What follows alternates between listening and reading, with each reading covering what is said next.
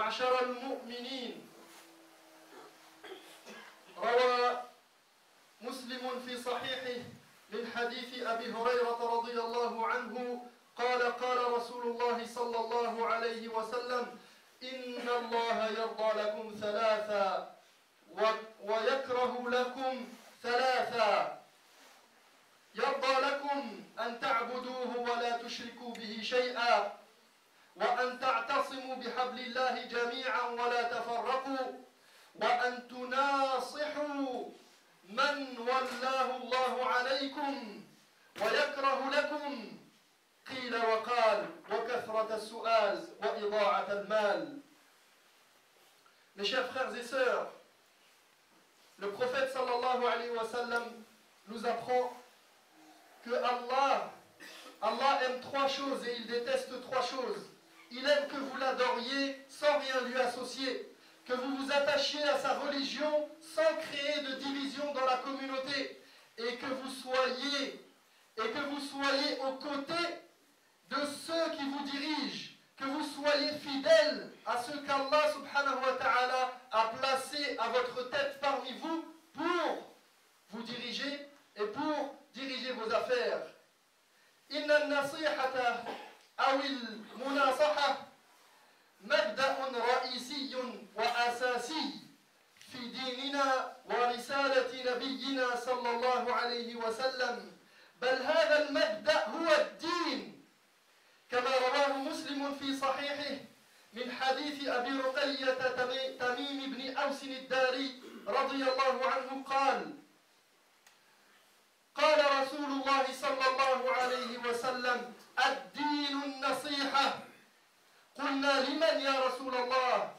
قال: لله ولكتابه ولرسوله ولأئمة المسلمين وعامتهم.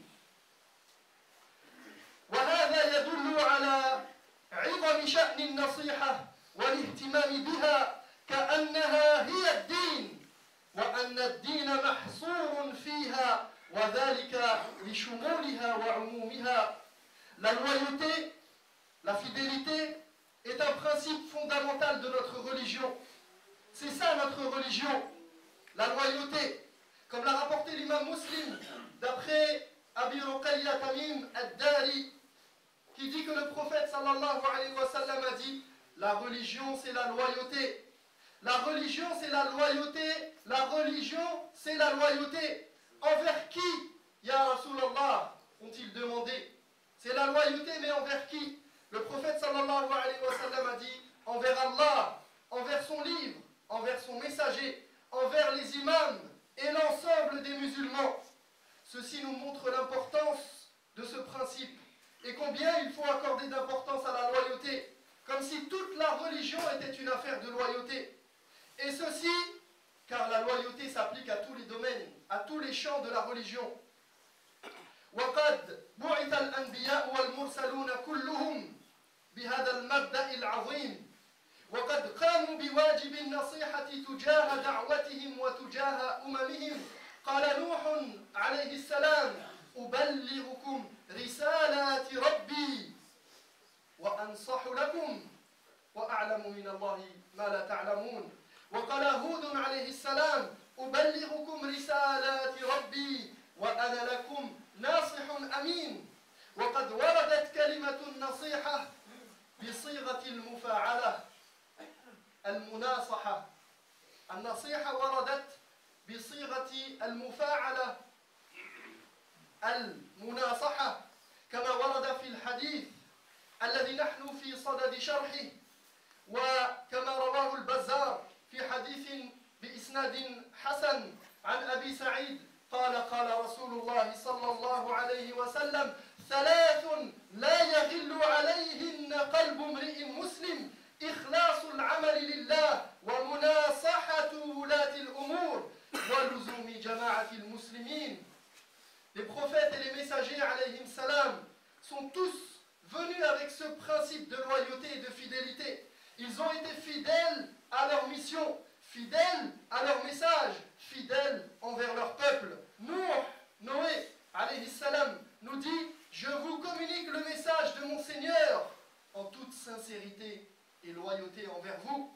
Houd, le prophète Houd nous dit, je vous communique le message de mon Seigneur et je suis pour vous un fidèle messager.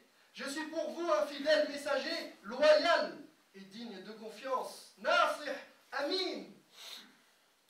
Dans le hadith rapporté par Al-Bazzar, d'après Abu Sa'id, le prophète sallallahu alayhi wa sallam a dit, trois choses font que le cœur du musulman ne peut se remplir de haine et de rancune. Et il a dit, œuvrer en toute exclusivité pour Allah. Que les actes soient faits et dévoués exclusivement pour Allah subhanahu wa ta'ala, al-ikhlas. Ensuite, il nous dit, la loyauté entre vous et ceux qui détiennent l'autorité parmi vous, et qui s'occupent et qui se chargent, qui sont chargés des affaires des musulmans.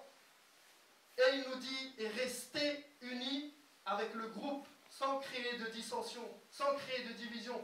Restez unis avec le groupe. Ces trois composantes, lorsqu'elles sont dans le cœur du musulman, il ne peut y avoir de haine et de rancœur, ni de rancune. Al-ikhlas, la loyauté, et le fait de rester groupé.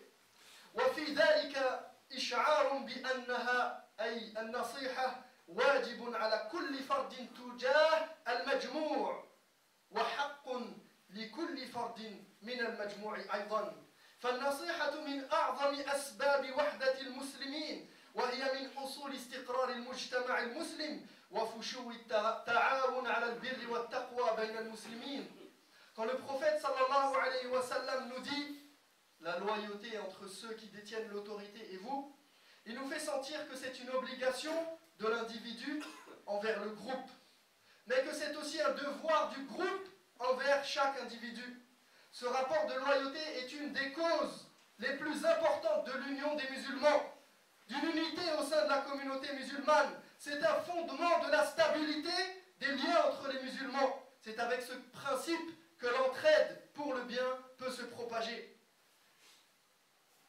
فمناصحة من والله الله علينا أو أمرنا لرعيته تكون بالتزام شرع الله عز وجل في حكمه وإقرار العدل ومنع الظلم والتزام منهج المشاورة عملا وحماية حقوق الرعية والرفق بهم في كل أمورهم والتولية من هو أهل للولاية عليهم والأصلح للقيام بحقهم وكذلك بانتقاء بطانة الخير تقدموا بارك الله فيكم essayez de resserrer les rangs au maximum وكذلك بانتقاء بطانة الخير من أهل الصلاح والتقوى ففي المستدرك على الصحيحين روى الحاكم من ولي من أمر المسلمين شيئا فولى رجلا وهو يجد من هو أصلح للمسلمين منه فقد خان الله ورسوله والمسلمين من ولي من أمر المسلمين شيئا فولى رجلا وهو يجد من هو أصلح للمسلمين منه فقد خان الله فقد خان رسول الله فقد خان المسلمين هو وجد من هو أصلح لكن لقرابة أو محبة فيقدمه على الآخرين. La loyauté des responsables musulmans envers ceux qui sont à leur charge, des responsables d'associations, de centres islamiques, des représentants de la communauté musulmane, envers ceux qui sont sous leur tutelle, qui sont à leur charge, eh bien, elle s'effectue à travers plusieurs principes.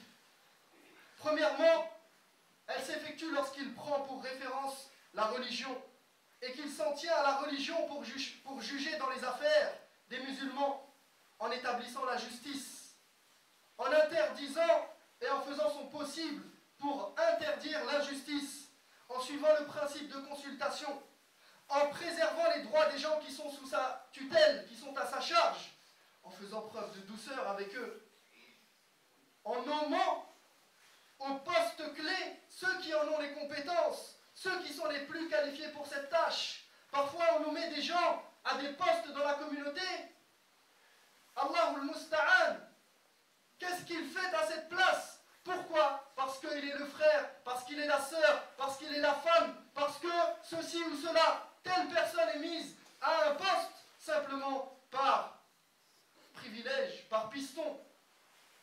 Non, on doit mettre à une position celui qui la mérite, celui qui est le plus compétent. Et ceci est le devoir des dirigeants musulmans, de faire en sorte que chaque personne soit à sa place. Tout le monde a sa place, mais il faut trouver la bonne personne et la mettre à la bonne place. Lorsqu'on nous ramène des imams pour Tarawih, Masha'Allah, on ne remet pas en cause qu'il ait appris le Coran, mais choisissez un imam qui récite avec une belle voix, qui va plaire aux gens qui seront derrière, et non pas quelqu'un simplement pour finir le Coran avant la 27e nuit ou je ne sais quelle nuit. Alors il va à toute vitesse. Est-ce que cet imam-là, il a été ramené vraiment pour la maslaha des musulmans? Est-ce que lorsque vous mettez un professeur pour donner des cours, simplement parce que c'est mon fils, simplement parce que c'est quelqu'un que je connais, parce que je l'aime bien, est-ce que ceci, c'est une amana? C'est une responsabilité devant Allah subhanahu wa ta'ala. Lorsque certaines structures sont transformées en planques, où on a inventé des postes, il n'y avait pas de poste pour un tel, alors on lui a mis un poste. Il y a un directeur, il y a un recteur, il y a un sous-directeur, un sous-recteur et je ne sais trop quoi.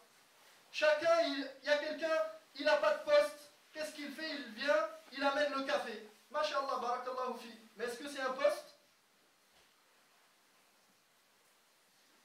Aussi, les responsables de la communauté ont le devoir de choisir leur entourage, de s'entourer correctement en privilégiant les gens pieux, les gens sincères, les gens qui vont les rappeler à Allah subhanahu wa ta'ala et à suivre la sunna du prophète alayhi salatu wassalam. Non pas des opportunistes, juste parce qu'il connaît le maire, juste parce qu'il fait partie de ce parti politique et que peut-être il y a un intérêt dans le fait de l'avoir dans mon équipe. Non! J'ai choisi celui qui est compétent, effectivement, qui a une qualité, des compétences, mais je m'entoure de gens qui sont capables de donner le conseil. Al-Hakim a rapporté cette parole dans son Mustadrak. Quiconque dirige une affaire pour les musulmans et met quelqu'un à un poste alors qu'il a trouvé quelqu'un de plus profitable pour les musulmans aura trahi Allah, son messager et tous les musulmans. Quelqu'un qui a reçu entre ses mains une responsabilité pour la Ummah, pour la communauté, et qui place quelqu'un à leur tête, alors qu'il a trouvé quelqu'un de plus profitable pour les musulmans, il aura trahi Allah, il aura trahi son messager, et il aura trahi la Ummah entière. أقول قولي هذا وأستغفر الله.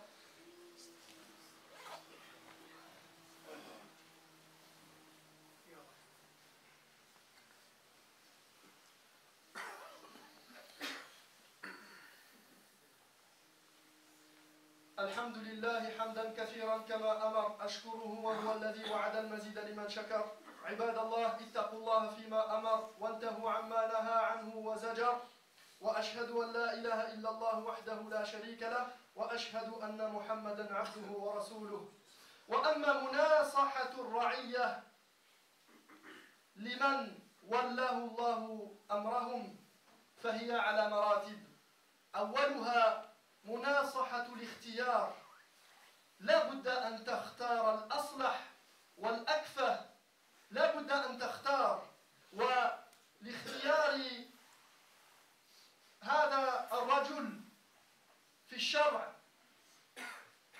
ليس هناك طريقة محددة، بل هذا يرجع إلى المصلحة وإلى حال المسلمين. ثم مناصحة الطاعة تحكمها قاعدة إنما الطاعة في المعروف، وليس لها تطبيق في قولنا الآن اللهم إلا أن تكون أنت توفي بعهدك وتوفي بما أمرت به.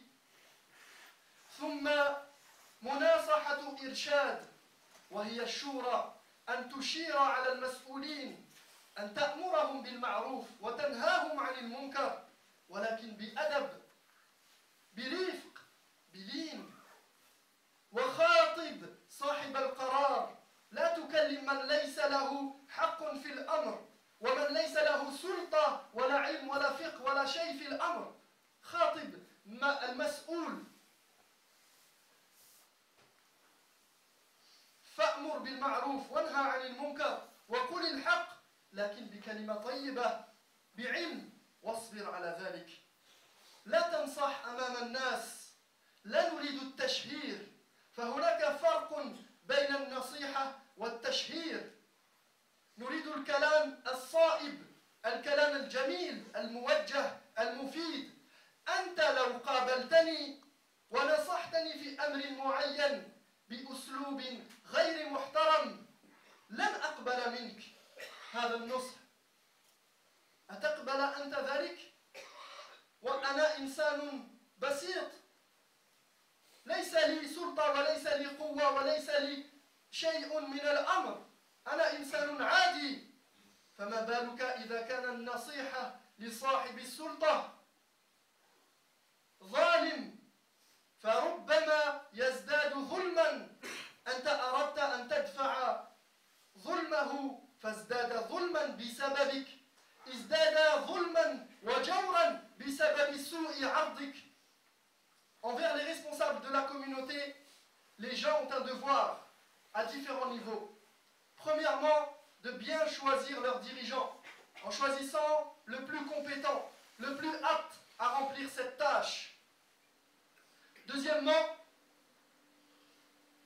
par l'obéissance, et ceci au niveau du gouvernement, quand il y a eu un pacte d'allégeance avec le gouverneur, avec pour règle de base, l'obéissance se fait dans ce qui est convenable, donc sans abus, ni dans le péché.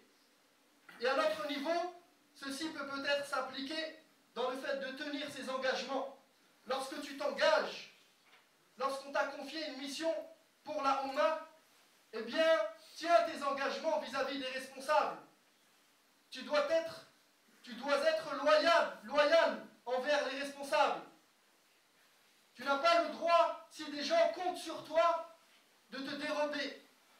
Et ce n'est pas parce que c'est du bénévolat, et si tu t'es engagé, on compte sur toi, on a besoin de toi. Tu ne peux pas te défiler comme ça sous prétexte que c'est du bénévolat. Lorsqu'on t'a confié une mission, tiens tant que tu peux. Et si tu ne peux pas, barakallahu fik, tu dis, les frères, j'ai un empêchement, j'ai une impossibilité, donnez cette tâche à quelqu'un d'autre. Mais ne laisse pas les gens traîner et courir derrière toi. L'orientation. Munasahatul irshad. Les gens ont un rôle d'orientation. Ils doivent faire leur possible pour orienter ceux qui dirigent leurs affaires. Ils doivent les conseiller en bien, les consulter, être présents pour qu'eux-mêmes puissent les consulter. Ils ordonnent le bien, ils interdisent le mal, mais avec adab, avec bon comportement, avec sagesse, avec douceur, en s'adressant à l'intéressé, et non pas en parlant derrière son dos ou en parlant devant les gens, juste pour blâmer quelqu'un en particulier. Non, on s'adresse à l'intéressé. On va le voir, en secret, de préférence, en le remerciant pour le travail effectué. Parce que la critique, elle est facile. C'est facile de regarder les gens et de dire « celui-là, il a mal fait son travail. Pourquoi il n'a pas fait ci? Pourquoi il n'a pas fait cela? Ah, j'aurais été à sa place, j'aurais fait ça. » Ça me rappelle ceux qui regardent les matchs de foot et qui critiquent le joueur. C'est la même chose, le même principe. Est-ce que toi, à sa place, t'aurais fait mieux? Qui te dit?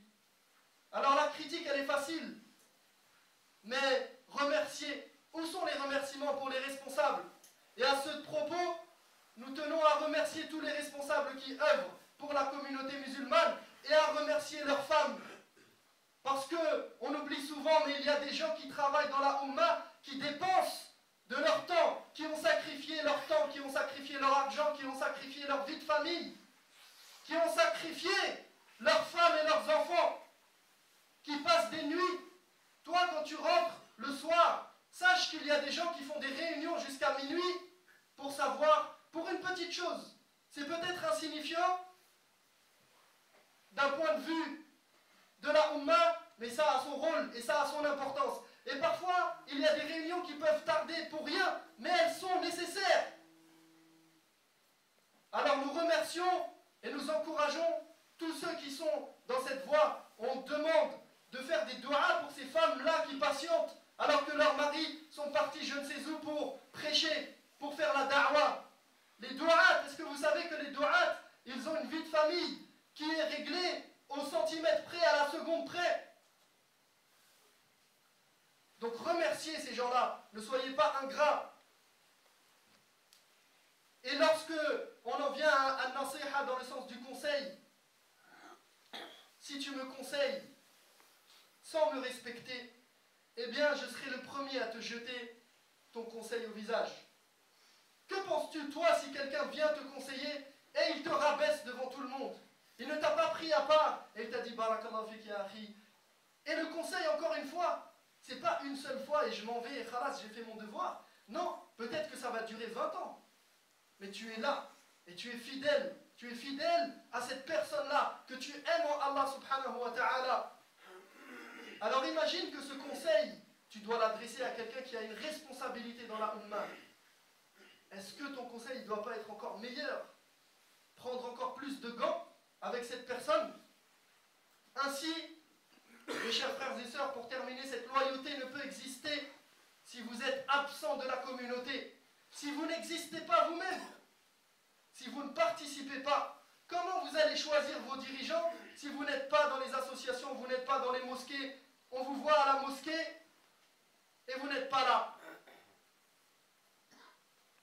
Donc oui, il y a des problèmes, oui, il y a des comportements sectaires, oui, il y a des comportements abusifs, oui, il y a des débordements. Mais si moi je ne suis pas là pour tenter de rectifier et de donner ma voix et de donner ce que je pense être la bonne direction, qui va le faire à ma place? Donc il faut être actif dans la Ummah, participer, aider ceux qui travaillent, plutôt que de dire c'est des traîtres, ils servent à rien, ils ne comprennent rien. C'est facile de jeter le blâme. Non, il faut aller faire ceci ou je ne sais quelle cause. Moi, je me méfie des gens qui me parlent de la Palestine et qui ne sont pas sur le terrain à côté de chez eux, en bas de chez eux. Tu me parles d'une cause à l'autre bout de la terre, mais tu n'es pas capable d'aider ta Ummah ici, d'aider ta famille, d'être auprès de ta communauté ici. On ne vit pas dans les rêves, on ne vit pas par procuration dans